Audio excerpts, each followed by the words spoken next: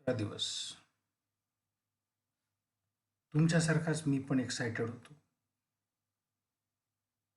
The reason was we were going to cross the Zojila pass. सगळेजण करतात तशीच मी पण चूक केली. जोझिला पास म्हणणं म्हणजे एखाद्याला थंड कोल्ड्रिंक आण असं म्हणणं झालं. It's a repetition of the word.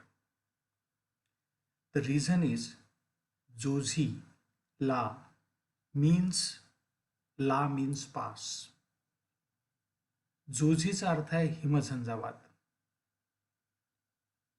काश्मीरला लडाखच्या सोबत जोडणारा हा रस्ता known as National Highway number 1, and that mighty pass, which is one of the world's toughest pass, we were going to cross. रात्रीपासूनच एक्साइटमेंट होतं. झोप कशी बशी लागली. सकाळी लवकर उठायचं आहे हे ठरवलेलं होतं. त्याच्याप्रमाणे सकाळी लवकर उठलो आणि निघालो. रस्ता काही असा होता. सकाळी 8 वाजता we left Dal lake. We were supposed to reach Kargil somewhere in the evening and pass the Zozila around 11-12. पण गडबड झाली ती इथे. We were stuck here for nearly 4 hours. Here means just after Sonmarg. And this 4 hours was most uncertain.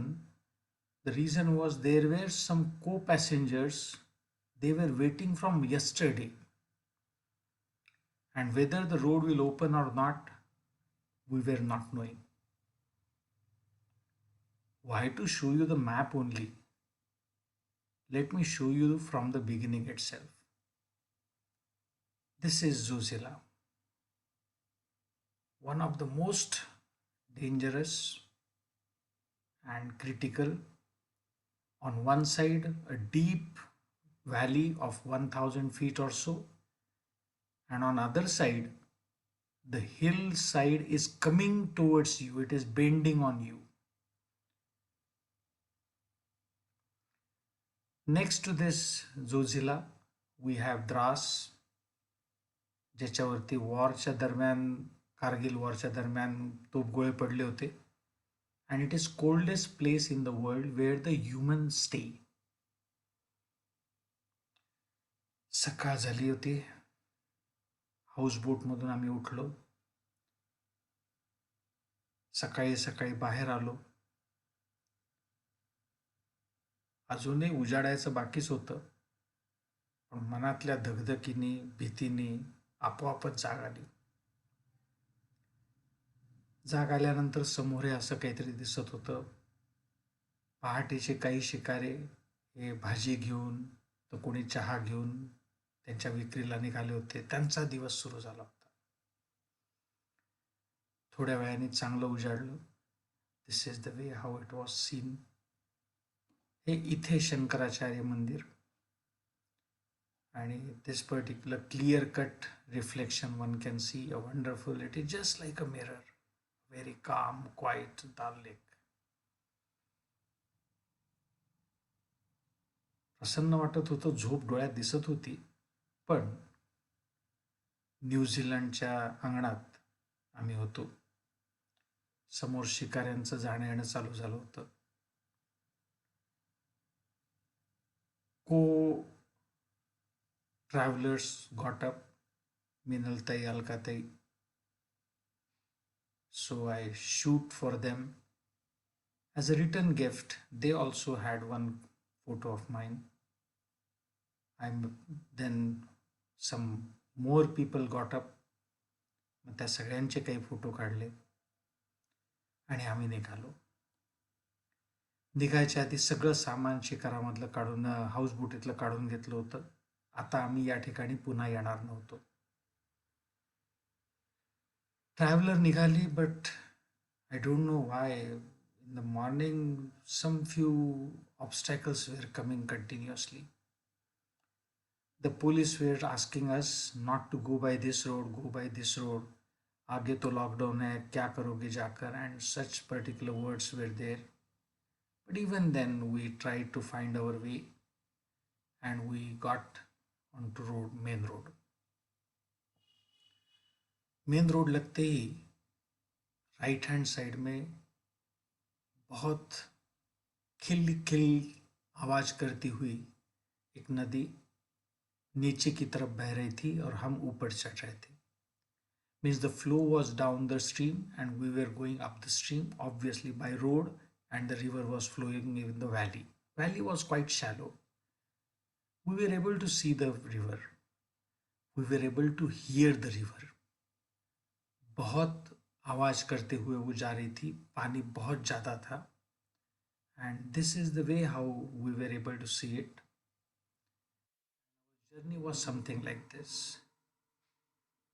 We were expecting how the Zojila will be, how Zojila will be. This particular turning and this road was not that tough, but yes, it was stiff. The valleys were not that deep, but yes, they were deep. And in valley, a roaring river was there, the river by name Indus. Indus तीच की जिच्यामुळे आपल्याला India असं नाव दिलं गेलं. आपण तिला सिंधू नदी या नावाने ओळखतो. सिंधू नदी नंतर इथून पाकिस्तानमध्ये जाते. प्रचंड पाणी आहे, अतिशय थंडगार आहे, रोरावत जाते. वेगवेगळ्या पहाडांमधून पाण्याचे ओघळ येऊन हिला मिळत जातात आणि ही मोठी होत जाते. तसं सिंधचं ग्लेशियर बरंच वरती आहे, लेहच्या जवळ. हे अशा तऱ्हेचा रस्ता होता आणि समोरचं आकाश, पहाड पाहता पाहता रंग बदलत होते. सूर्य कणाकणाने वर सरकत होता. सूर्याचे तिरिपाचा अँगल बदलला तरी सुद्धा इथले रंग बदलत होते. आणि तुमच्या माझ्या आकाशामध्ये निळा रंग असतो, इथे जांभळा रंग होता किंवा गर्द निळा होता म्हणा. रंग वेगळा होता. तुम्हा आम्हाला इथे शहरामध्ये श्वास घ्यावा लागतो, इथे हवा सहजपणे आतमध्ये जात होती आणि म्हणूनच इथे फारसे आजार पण नसतात. हा, पण तिथे रोडवरती मात्र चेकिंग खूप स्ट्रिक्ट होतं. कुठेही आमची गाडी थांबवल्या जायची आणि चेक केलं जातं की are we wearing the mask or not. If we are not wearing, obviously we are fined by nearly about 200 rupees per person. So be careful about all these things. RT-PCR report has to be ready.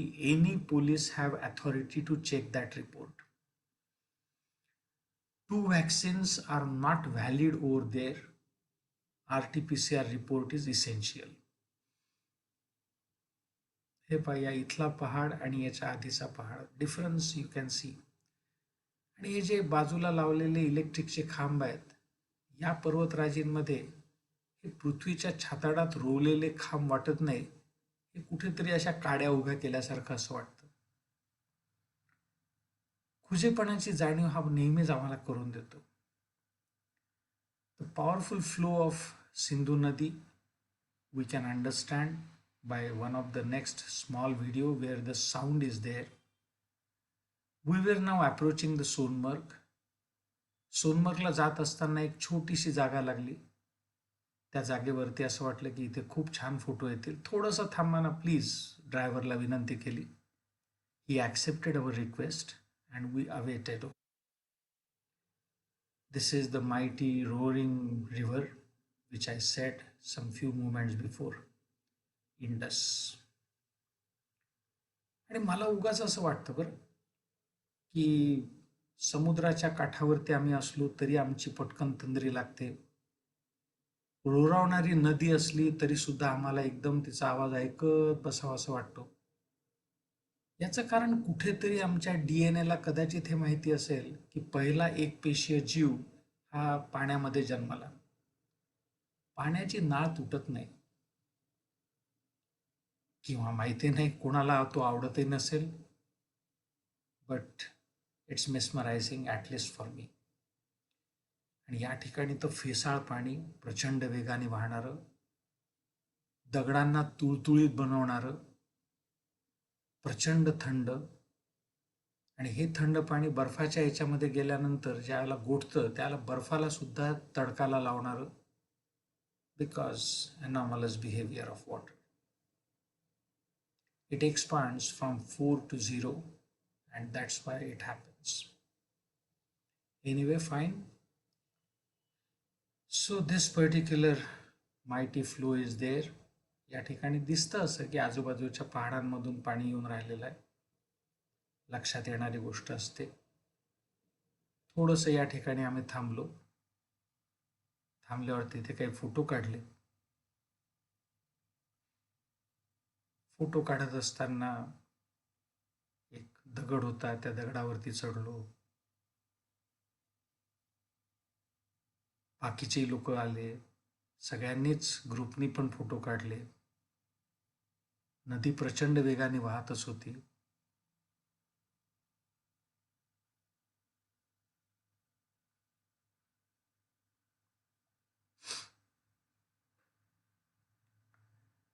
Family photo बरेच आहेत, त्यांना फार जास्ती share करत नाही. तिथून आम्ही निघालो आणि निघाल्यानंतर प्रत्येकजण हळहळत होता की अजून थोडं थांबलं असतो तर, अजून थोडं थांबलं असतो तर. आणि आमची प्रार्थना निसर्गाने ऐकली. गाडीचं चाक पंक्चर झालं. प्रथम ग्रासे मक्षिका पाहता. गाडीचं चाक पंक्चर झालं. गाडीचं चाक काढून त्याला स्टेपने लावून जो काही वेळ जाणार होता तो सगळा वेळ आता इथेच घालवायचा अशा तऱ्हेचं वाटत होतं. पण त्या ठिकाणी हॉस्पिटॅलिटीचा अनुभव आला. ड्रायव्हरला ओळखणारा एक दुसरं वाहन तिथे आलं. त्या वाहनामध्ये सगळे लोकल लोक बसलेले होते. हे एका कंपनीचे नव्हते, व्हेकल्स एका कंपनीचे नव्हते, हे ड्रायव्हर लोक सुद्धा एका गावाचे नव्हते. पण जेव्हा त्यांना समजलं की अरे हे लोक अडकलेले आहेत इथे, immediately all those local boys, no girl was there, तरुण होते सगळेजण, दे गॉट डाऊन आणि आम्हाला म्हणाले साहब आप लोग बैठो. सामान गाडीतच राहू दिलं. आम्ही सगळेजण त्या दुसऱ्या गाडीमध्ये बसलो आणि तिथून पुढे निघून आम्हाला सोनमर्गला त्यांनी सोडलं. अंतर फार नव्हतं, निश्चितपणे एक असेल 5-7 किलोमीटरचं. But this was done spontaneously. तिथे आमचा जेवणाचा वेळ वाचला. सोनमर्गला आम्ही जेवण घेतलं. तोपर्यंत गाडी तयार झाली आणि आमचा वेळ त्या ठिकाणी वाचवला गेला. अर्थात तो उपयोगी पडला नाही हे नंतर लक्षात आलं. But this is the thing which we observe. The same thing I have said over here. We had a food at Sonamarg. त्या ठिकाणी बातमी मिळाली की व्हेकल दुरुस्त झालेला आहे आणि सुंदर असं त्या ठिकाणी जेवण झालं. आणि जेवण झाल्याबरोबर आम्ही निघालो झुझेला. त्रास, Kargil, excitement, one of the most tough. आणि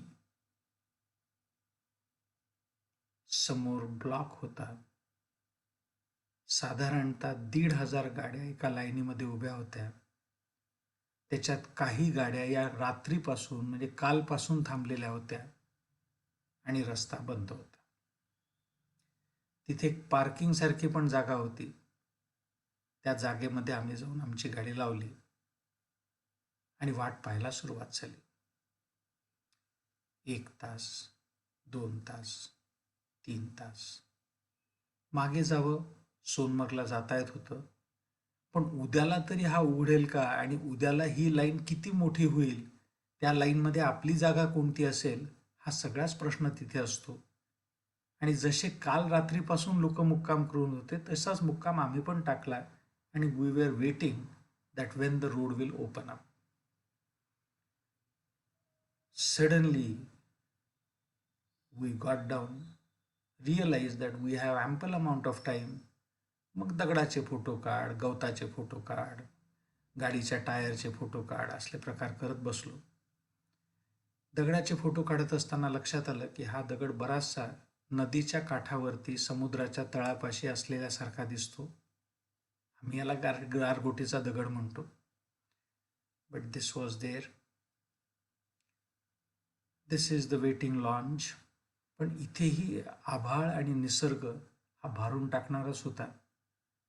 4 तास कसे गेले कळलंच नाही आणि अचानक सगळीकडे हालचाल व्हायला लागली, पळापळ झाली आणि रस्ता ओपन झाला. पण या सगळ्या ह्याच्यामध्ये आमचे 4 तास गेले होते आणि त्याच्यामुळे 4 वाजताच्या सुमारास किंवा 4:30-5च्या सुमारास आम्ही तिथून पुढे निघालो. रस्ता पुढे निघाल्यानंतर रस्त्यावरती हे अशा तऱ्हेचे दृश्य क्षणाक्षणाला बदलत होते. सिंधू नदी बाजूने वाहतच होती आणि रस्त्यावरती बराच ट्रॅफिक काल रात्रीपासूनचा असल्यामुळे निश्चितपणे इमिजिएट सगळं काही सुरळीत झालं नाही. मध्ये थांबावं लागत होतं. हे अजस्त्र यंत्र त्या ठिकाणी आता सध्या टनेल सुरू करतायत.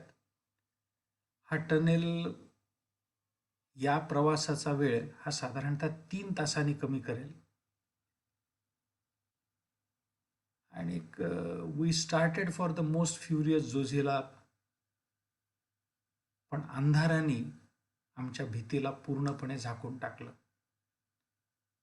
कारण असं की या 11,575 फुटावरून जाणाऱ्या हिमझंझावाताच्या मार्गाला म्हणजे जोझिलाला आम्ही पार करत असताना आजूबाजूला किर्र अंधार होता. काहीही दिसत नव्हतं. धुकं इतकं वाढलं होतं की लिटरली 2 फुटाच्या पुढचं काहीही दिसत नव्हतं. ड्रायव्हर कसा चालवत होता हे एक त्या परमेश्वराला माहिती, हिमालयाला माहिती किंवा त्याच्या टायरला माहिती.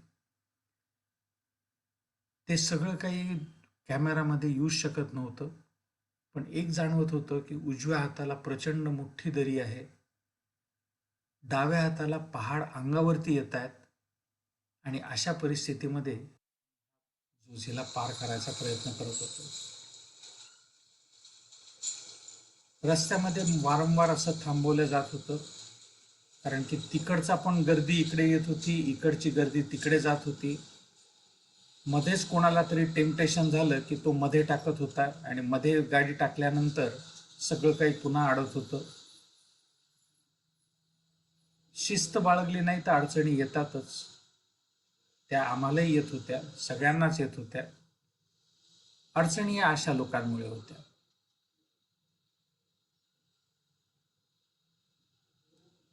हा रस्ता एकूण अशा तऱ्हेचा आहे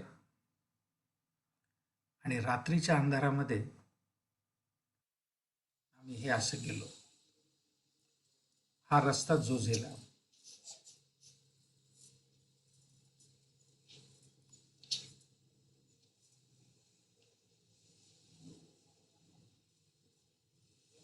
हे जे आत्ता समोरचं लाल दिसतंय हे नंतर दिसेन असं झालं होतं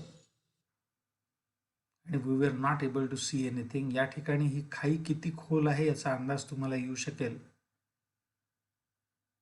so at 8 a.m. we started on 31st of July. Zojila पार करून आम्हाला कारगिल वॉर मेमोरियल पार करून कारगिलला पोचायचं होतं. 4 तास आमचे इथे गेले. जोझिला रात्रीच्या किर्र अंधारामध्ये पार झाला. द्रासला थांबून आम्ही चहा कॉफी घेतली. त्याच्यानंतर आमचा पास पुन्हा चेक झाला. आमच्या जवळचा पास चेक झाल्यावरच आम्हाला पुढे जाऊ दिलं. म्हणजे आमच्या जवळचे सगळ्यांचे नीटपणे सगळे चेक झालेले आहेत की नाही ब्लड रिपोर्ट ते. आणि त्यानंतर रात्री 1 वाजता 1 ऑगस्टला we reached at the resort of Kargil. थोडीशी जी काही भूक होती ते आम्ही जेवलो. त्या रात्री 1 वाजता सुद्धा जेवायला दिलं. व्यवस्था आमची केलेली होती. प्रचंड थकलेलो होतो आणि अगदी प्रामाणिकपणे सांगायचं तर रात्री मी जागा असल्यामुळे मी घाबरलेलो पण होतो. सुरुवात अशी आहे, तर आता पुढचे हे आणखीन रस्ते कसे असतील हे मनामध्ये धाकधूक होती. हॉटेलच्या आजूबाजूचं काहीही दिसत नव्हतं किंवा रिसॉर्टच्या आजूबाजूचं काहीही दिसत नव्हतं. मला उद्या माहिती आहे म्हणून सांगतो, पुढचा दिवस फारच छान निघाला आणि फार छान गेला. आयुष्यामधले खूप आनंद पुढच्या दिवसाला मिळाले. दिवस तिसरा, ब्रेक के बाद.